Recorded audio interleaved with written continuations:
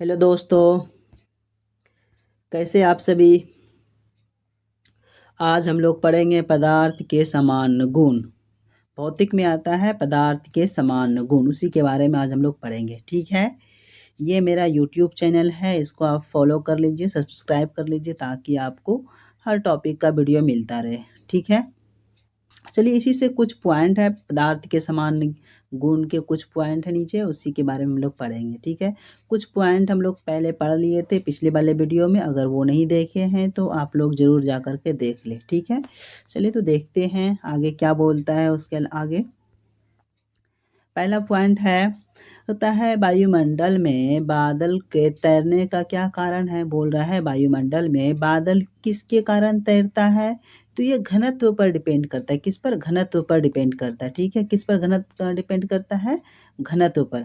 जिसका घनत्व ज़्यादा रहेगा और वो क्या होगा, उसी के ऊपर तैरेगा। ठीक है, जैसे जिसका घनत्व ज़्यादा रहेगा वो क्या होगा, तैरने लगेगा। ठीक है, इसे यहाँ पर देखिए तो क्या बोल रहा है, बोल रहा है पहला, वायु के घनत्व की तुलना में बादल का घनत्व क्या होता है, कम होता है। जिसका घनत्व कम होता है वो तैरता है और जिसका घनत्व ज़्यादा होता है उसमें। ठीक है, जैसे कि वायुमंडल में बादल इसलिए तैरता है क्योंकि बादल का जो घनत्व होता है वो कम होता है। जिसका घनत्व कम होता है वो तैरता है। तो वायुमंडल में बादल किसके कारण तैरता है? घनत्व के कारण। बादल का घनत्व कम होता है जिसके कारण क्या होता है, तैरता है। आगे पॉइंट क्या बोल रहा है देखिए तो, बोल रहा है लोहे का घनत्व उसके द्वारा हटाए गए आपेक्षिक घनत्व से अधिक होता है तथा पारे के घनत्व से कम होता है। इस कारण लोहे की कील पारे में तैरने लगती है। क्या बोला, लोहे का घनत्व जो है ना, लोहे का घनत्व पानी के द्वारा लोहे का घनत्व के द्वारा हटाए गए जल के अपेक्षिक घनत्व से अधिक होता है। क्या होता है, लोहा का जो घनत्व होता है पानी के घनत्व से ज़्यादा होता है, जिसके कारण क्या होता है, लोहा की कील डूब जाती है। किसमें? पानी में। और पारे की जो कील होता है वो पानी में तैरने लगता है क्योंकि पारा का जो घनत्व होता है वो कम होता है जल से। ठीक है, जिसके कारण क्या होता है, वो तैरने लगता है। ठीक, आगे देखिए तो, बोलता है किस पौधों की जड़ों से पर्णपत्तियों की ओर जल बढ़ाने का क्या कारण है। बोल रहा है पौधों की जड़ों से पानी पत्ती तक आने में किसके कारण आता है, पत्ती तक पानी जो आता है वो किसके कारण आता है, जड़ों से पानी पत्ती तक किसके कारण आता है, तो ये केशिका तत्व के कारण होता है। उसमें एक केशनली होता है, केशनली के थ्रू ही क्या आते हैं, पानी आते हैं जड़ों से पत्तों तक। पौधों में जड़ों से जो पानी आते हैं पत्तों तक वो केशिका तत्व के कारण आता है। किसके कारण? केशिका तत्व के कारण। ये केश नली होता है, जिस तरह से हमारे बॉडी में नश होता है उसी तरह से इसमें केशिका तत्व होता है, कैपिलरीज होता है, जिसके कारण क्या होता है, जड़ों से पानी पत्ती तक आ जाते हैं। ठीक, आगे देखिए तो क्या बोल रहा है, बोल रहा है स्टोव में मिट्टी का तेल तेल का बत्ती ऊपर चढ़ने का क्या कारण हो सकता है भाई, केशिका तत्व का गुण। जिससे कि अभी हम लोग क्या पढ़ रहे थे कि पौधों में जो जड़ होते हैं, जड़ों से पानी पत्ती में किसके कारण आते थे, केशिका तत्व के कारण आते थे, केशिका तत्व के कारण। उसी तरह से स्टोव में जो बत्ती होती है, पत्ती के थ्रू पानी जो चढ़ती है, वो तेल जो चढ़ता है किसके थ्रू चढ़ता है, केशिका तत्व के गुण के कारण चढ़ता है। ठीक है, उसमें केशनली होता है, केशनली के द्वारा ही क्या होते हैं, तेल ऊपर की ओर फ्लो होते हैं। ठीक है, लिक्विड ऊपर की ओर फ्लो किसके कारण होता है, केशिका तत्व के कारण। याद रखिएगा, लिक्विड जो ऊपर की तरफ चढ़ता है वो केशिका तत्व के कारण चढ़ता है। आगे देखिए, अगला पॉइंट बोलता है अब तक ज्ञात पदार्थ के किस पदार्थ का इलास्टिसिटी सर्वाधिक होता है। इलास्टिसिटी मतलब होता है लचीलापन। तो क्वार्टज का, किसका, क्वार्टज का इलास्टिसिटी सबसे ज़्यादा होता है। अब तक जितने भी ज्ञात पदार्थ है उनमें से सबसे ज़्यादा जो इलास्टिसिटी होती है किसका होता है, क्वार्टज का होता है। ठीक है, क्वार्टज का होता है। आगे देखिए तो, अपमार्जक मिलने पर जल के पृष्ठीय तनाव पर क्या प्रभाव पड़ता है। अपमार्जक को मिला देंगे किसी भी पानी में अगर हम लोग अपमार्जक को मिलाएंगे तो पृष्ठीय तनाव पर क्या असर पड़ेगा, तो जल का घनत्व पृष्ठीय तनाव घट जाएगा। ठीक है, जल का पृष्ठीय तनाव क्या हो जाएगा, घट जाएगा। बोल रहा है कि अगर हम लोग पानी में अपमार्जक मिला देंगे तो उसके पृष्ठीय तनाव पर क्या फर्क पड़ेगा, तो जल का जो घनत्व होगा क्या हो जाएगा, पृष्ठीय तनाव क्या हो जाएगा, सरफेस टेंशन कम हो जाएगा।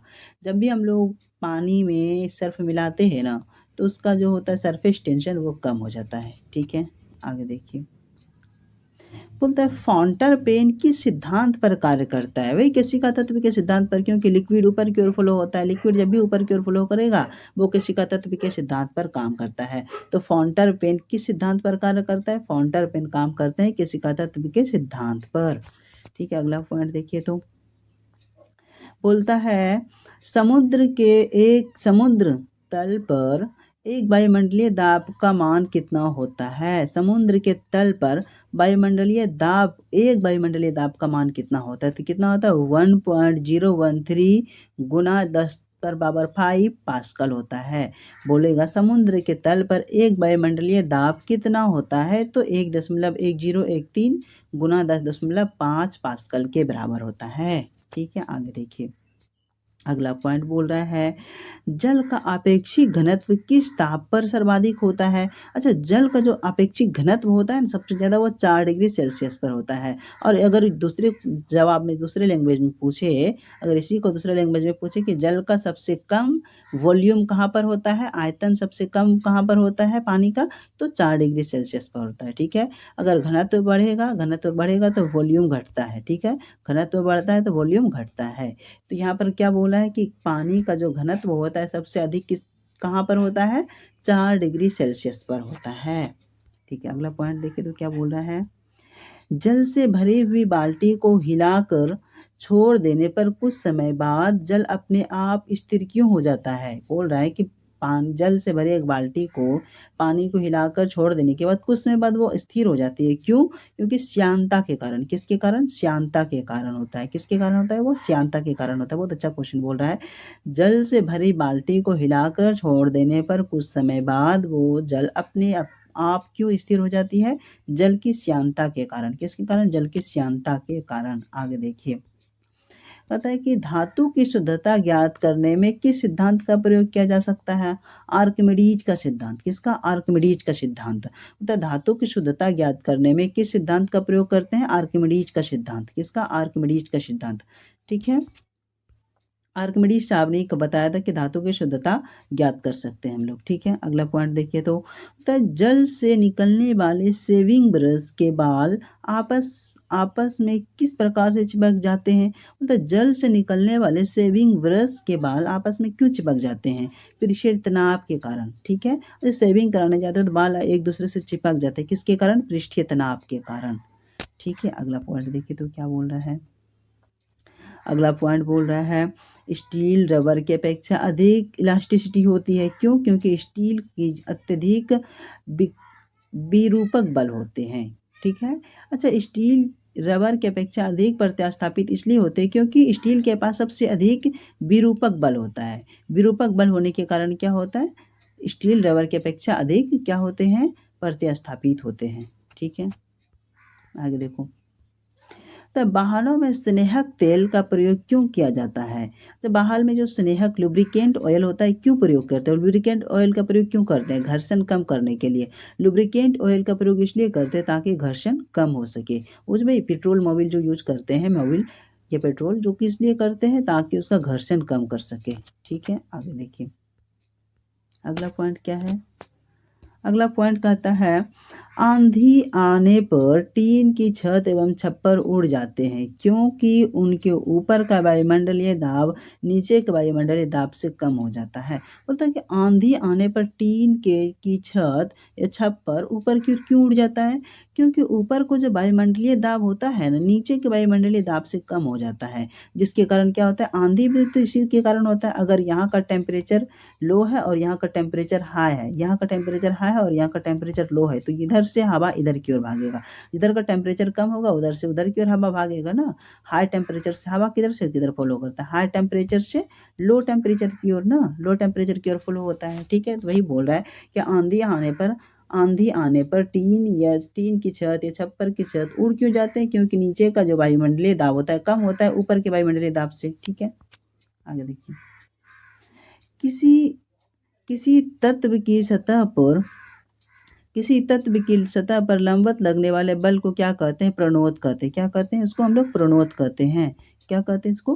प्रणोद कहते हैं। ठीक होता है किसी वस्तु की सतह के लंबवत लगने वाले बल को क्या कहते हैं? तो प्रणोद कहते हैं। किसी भी वस्तु की सतह के लंबवत लगने वाले बल को प्रणोद कहते हैं। याद रखिएगा, बहुत अच्छा क्वेश्चन है। ठीक है, तो फिर आगे क्या करना है आप लोग को? आगे इतना सही था। आज के लिए इतना ही। मेरे चैनल को सब्सक्राइब ज़रूर कीजिएगा। ठीक है, ये मेरा चैनल है। आगे की वीडियो देखने के लिए आप लोग सब्सक्राइब ज़रूर करें। ठीक है, फिर थैंक यू।